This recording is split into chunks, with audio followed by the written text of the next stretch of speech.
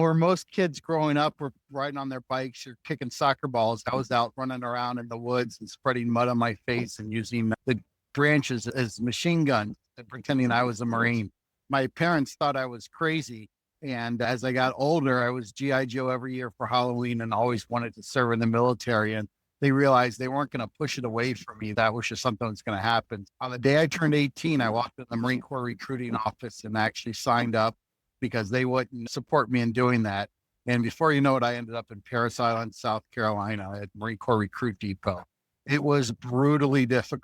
Now, what was interesting is I started to hone that warrior mindset that really has carried me through my life. Each week got more difficult from the training requirements, but yet it felt easier because as that last week was so difficult, so hard, it prepared you for what was coming in front of you. So I got out of the Marines in 1999.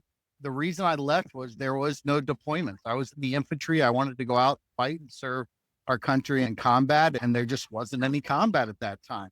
And so I got out, and 2 years later, September 11th happened. And that affected me very deeply, as it affected all of us.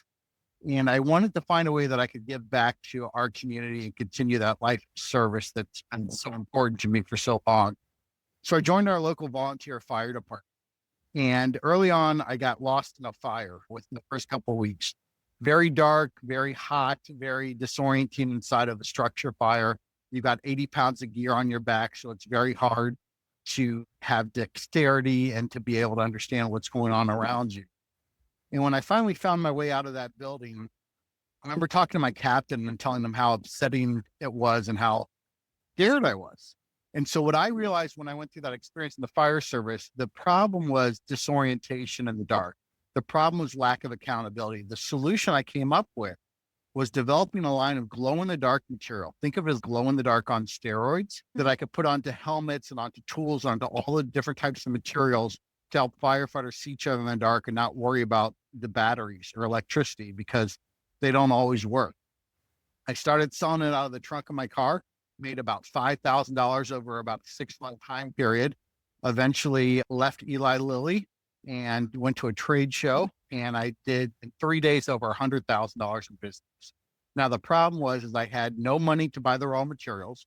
I had no ability to manufacture that quantity. I had no way to fill those orders.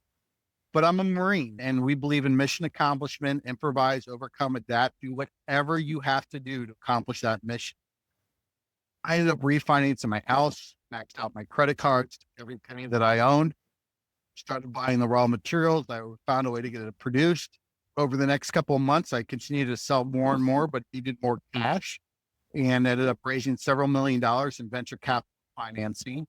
And over the next couple of years, it turned it into about a $30 million company.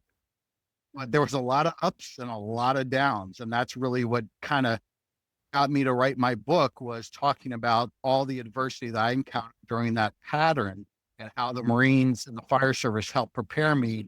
And my hope is that I can inspire others to use those adversity to help them grow and conquer their crucibles and challenges that lay ahead for them.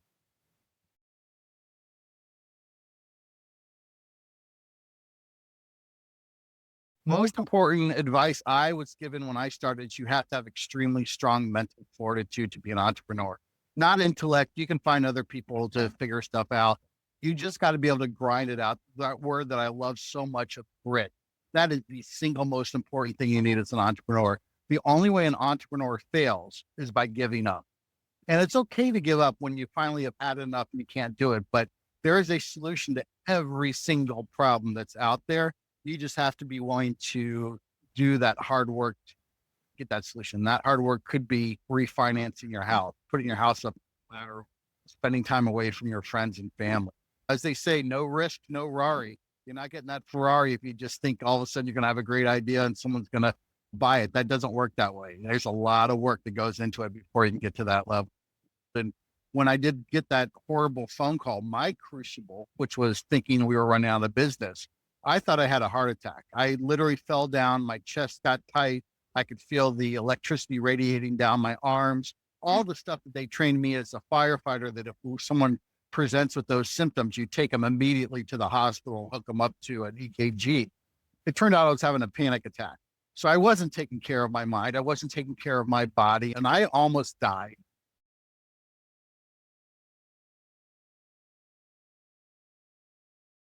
Yeah, so I'm really want to start a movement, this warrior movement. And what I'm going to start doing is one-on-one coaching with other people that have small business or entrepreneurial businesses and really want to get it to the next level.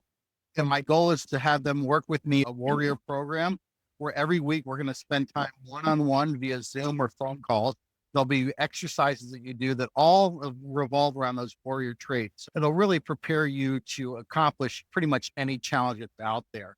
So the book is be out for that. I started to put together a team of retired colonels and majors and sergeant majors in the military where we can go into companies anywhere from 10 to 20 employees up to 5 to 600 employees and teach them how to have innovation like an entrepreneur.